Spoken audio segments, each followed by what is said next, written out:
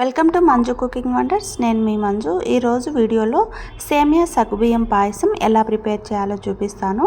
నేను ఇది ఒక 30 మెంబర్స్కి ప్రిపేర్ చేస్తున్నాను. నేను చెప్పే ఈ ప్రాసెస్లో చేసుకోవడం వల్ల చల్లారిన తర్వాత కూడా పాయసం చిక్కబడకుండా అలా బాగుంటుంది. మరి ఎలా చేయాలో చూద్దామా. ముందుగా మనకు పాయసం ఎంత కావాలో దాన్ని బట్టి వాటర్ తీసుకోవాలి. స్టవ్ మీద వాటర్ పెట్టుకొని వాటర్ బాగా బాయిల్ అయిన తర్వాత ముందుగానే నానబెట్టుకున్న శనగపప్పును వేసుకోవాలి. శనగపప్పు ఎక్కువ వేయాల్సిన అవసరం లేదు, 2 పిరికిళ్ళు వేస్తే సరిపోతుంది. శనగపప్పు ఉడికేటప్పుడు నురగ వస్తుంది, దాన్ని తీసేస్తూ ఉండండి, పొంగిపోకుండా ఉంటుంది. నేను 1 అవర్ ముందే నానబెట్టుకున్నాను కాబట్టి శనగపప్పు ఉడకడానికి ఎక్కువ టైం పట్టలేదండి. 10 మినిట్స్లో శనగపప్పు ఉడికిపోయింది కదా. ఇప్పుడు ముందుగానే నానబెట్టుకున్న సగ్గుబియ్యంను కూడా యాడ్ చేసుకోవాలి. ఈ సగ్గుబియ్యంను కూడా నేను 1/2 అవర్ ముందే నానబెట్టుకున్నాను. సగ్గుబియ్యం చాలా తొందరగా ఉడుకుతాయండి నానబెడితే. ఇవి పెద్ద సగ్గుబియ్యం కాబట్టి నాకు 5 మినిట్స్లో ఉడికిపోయాయి. సగ్గుబియ్యాన్ని ఎక్కువసేపు ఉడకపెట్టద్దు, మరి గంజిలాగా అవుతుంది. సగ్గుబియ్యం ఉడికిన తర్వాత నేను ముందుగానే సేమియాలో కాస్త నూనె వేసుకొని కలుపుకున్నాను.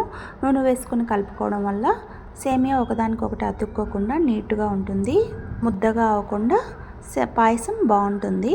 ఇవన్నీ కూడా నేను చెప్పిన ఆర్డర్లోనే ఉడకబెట్టుకోండి, అప్పుడే మనకు పాయసం చాలా టేస్టీగా వస్తుంది. ఫస్ట్ శనగపప్పు వేసుకొని ఉడకబెట్టుకోవాలి, తర్వాత సగ్గుబియ్యం వేసుకొని ఉడకబెట్టుకున్న తర్వాత ఆ 2 ఉడికిన తర్వాత సేమియా కూడా వేసుకొని ఉడికిన తర్వాత బెల్లంను ఇలా పొడి పొడిగా రాయితో నలుపుకొని యాడ్ చేసుకోండి.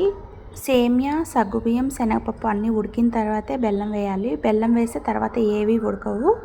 అవన్నీ ఉడికిన తర్వాత బెల్లం వేసుకొని ఒక 5 మినిట్స్ అది కరిగేంత వరకు కలుపుకుంటూ ఉండి స్టవ్ ఆఫ్ చేసి చల్లారనివ్వండి.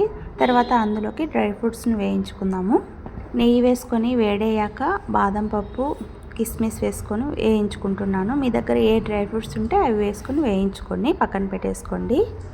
చూడండి, ఇవి వేయించుకొని పక్కన పెట్టుకున్న తర్వాత పాయసం కూడా చల్లారింది కదా. నేను ముందుగానే 1 లీటర్ పాలను ముందుగానే కాచి చల్లార్చుకున్నాను. ఆ పాలను ఇందులో యాడ్ చేసుకోవాలి. పాలను ఇలా లాస్ట్లో యాడ్ చేసుకోవడం వల్ల పాలు విరిగిపోకుండా ఉంటాయి. మనం బెల్లం వేసుకున్నప్పుడు పాలు ఎప్పుడైనా కాస్త చల్లారిన తర్వాతే వేసుకుంటే పాలు విరిగిపోకుండా బాగుంటుంది. అందులోనే వేయించుకున్న డ్రై ఫ్రూట్స్ని కూడా వేసుకొని కలుపుకొని సర్వ్ చేసేసుకోవడమే. మీకు నచ్చిందా? నచ్చితే ప్లీజ్ లైక్ చేసి సబ్స్క్రైబ్ చేసుకోండి. మీరు ఎప్పుడైనా ఈ శనగపప్పు వేసి పాయసం చేశారా? చేస్తుంటే కామెంట్ చేయండి. నేను చెప్పిన ఈ ప్రాసెస్లో చేసుకోండి, చాలా ఈజీగా వస్తుంది, టేస్టీగా ఉంటుంది. Please subscribe.